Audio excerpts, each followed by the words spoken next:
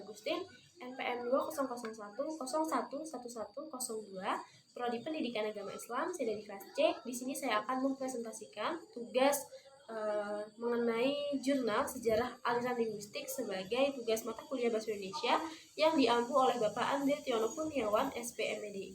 Baik, langsung saja saya akan mempresentasikan jurnal yang telah saya buat mengenai sejarah aliran linguistik. Untuk deskripsi jurnal saya terdiri dari 21 halaman dari cover sampai dengan daftar pustaka dengan judul sesuai dengan materi yang telah disampaikan pada learning, yaitu mengenai sejarah aliran linguistik. Selanjutnya adalah abstrak.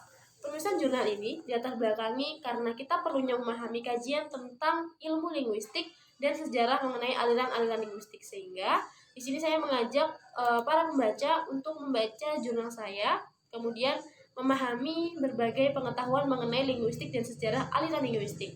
Kemudian yang kedua yaitu kata pengantar. Seperti biasa, terdapat 3 poin pada kata pengantar. Yang pertama adalah ucapan puji syukur, kemudian ucapan terima kasih dan menjelaskan tujuan dari penulisan jurnal. Selanjutnya adalah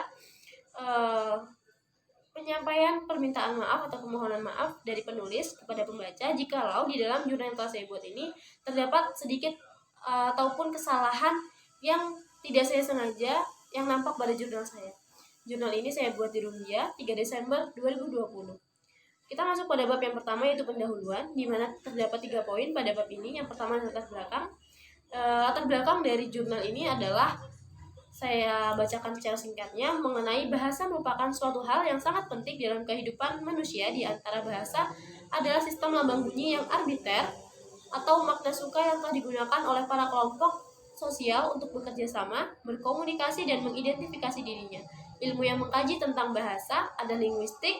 Bahasa mengalami perkembangan dari waktu ke waktu dan salah satunya adalah bahasa Indonesia. Nah, di dalam latar belakang ini kemudian saya menjelaskan hal-hal itulah yang menjadi kenapa sih kita penting sekali untuk belajar mengenai ilmu dan kajian linguistik, serta mempelajari juga bagaimana sejarah dan perkembangan aliran linguistik yang terjadi di dunia maupun di Indonesia. Selanjutnya adalah rumusan masalah. Berdasarkan latar belakang tersebut dapat dirumuskan, yaitu yang pertama, apakah yang dimaksud dengan linguistik, yang kedua apa saja aliran linguistik, dan yang ketiga bagaimana sejarah aliran linguistik. Untuk tujuan penulisannya yaitu yang pertama, mengetahui pengertian linguistik, yang kedua mengetahui berbagai aliran linguistik, dan yang ketiga mengetahui sejarah aliran linguistik. Kita masuk pada bab yang kedua, yaitu bab pembahasan. Yang pertama, 2.1 adalah pengertian linguistik. Linguistik dalam bahasa Inggris atau linguistique dalam bahasa Perancis dikenal dengan ilmu bahasa. Dalam kamus linguistik disebutkan bahwa linguistik adalah ilmu bahasa atau metode mempelajari bahasa. Jika kita telusuri, kata linguistik sesungguhnya berasal dari kata yang bermakna bahasa, yang dalam bahasa Latin adalah lingua, bahasa Prancis language, dan bahasa Itali lingua. Kemudian linguistik disebut linguistik umum, artinya ilmu pengetahuan yang mempelajari sistem bahasa pada umumnya. Kemudian linguistik dapat dibedakan menjadi 2, yaitu mikrolinguistik dan makrolinguistik. Selanjutnya yang kedua adalah aliran linguistik. Yang pertama, aliran struktural.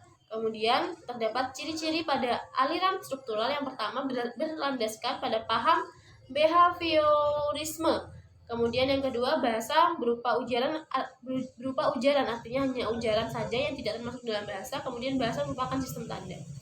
Bahasa merupakan kebiasaan, kegramatikan berdasarkan kerumunan, level-level gramatik ditegakkan secara rapi mulai dari yang fonem sampai menjadi kalimat. Kemudian analisis dimulai dari bidang morfologi. Selanjutnya bahasa merupakan deret sintakmatik dan pragmatik.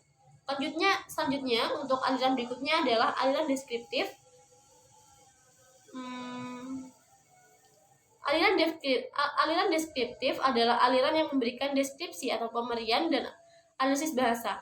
Aliran ini lahir pada abad ke-19 dan permulaan abad ke-20.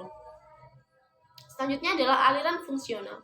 Aliran fungsional dipelopori oleh Roman Jakobson dan Andre Martian. Kehadirannya sangat berarti dalam upaya menjembatani kesenjangan antara linguistik dan struktural Amerika dan Eropa. Linguistik struktural banyak dipengaruhi oleh gagasan fungsi-fungsi linguistik yang menjadi ciri khas aliran Praha. Kemudian kita beranjak kepada materi yang ketiga, yaitu mengenai sejarah aliran linguistik. Dalam sejarah perkembangan linguistik dipenuhi dengan berbagai aliran, paham, pendekatan, dan teknik penyelidikan yang dari luar nampaknya sangat membingungkan, tetapi hal ini akan menambah wawasan bagi kita untuk mengetahui bagaimana sih sejarah aliran linguistik itu. Dimulai dari linguistik tradisional, dibagi menjadi linguistik zaman Yunani, zaman kaum Sofis, kemudian Plato, Aristoteles, kaum Stoik, kaum Alexandrian, kemudian pada zaman Romawi,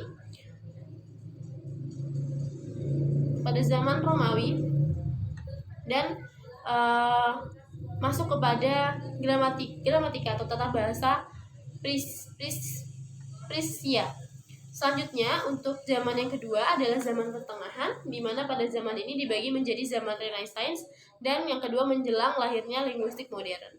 Kemudian yang ketiga adalah aliran linguistik masa lampau. Yang pertama adalah linguistik strukturalis, kemudian yang kedua aliran Praha, ketiga aliran glosematik, kemudian yang keempat aliran Virthian, kemudian yang kelima strukturalis Amerika, kemudian aliran Techmemic, dan selanjutnya adalah aliran transformal atau aliran-aliran sesudahnya, yaitu aliran-aliran yang telah berkembang setelah masa di mana aliran masuk kepada masa lampau.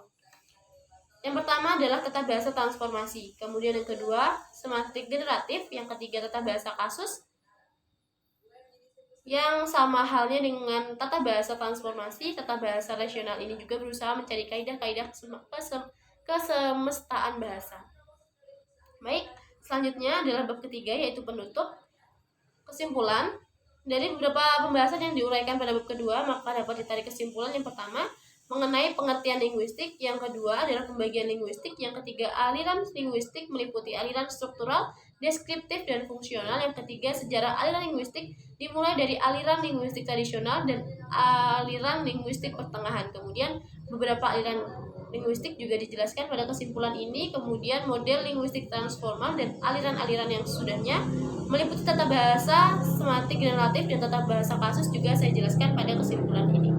Kemudian poin kedua adalah saran.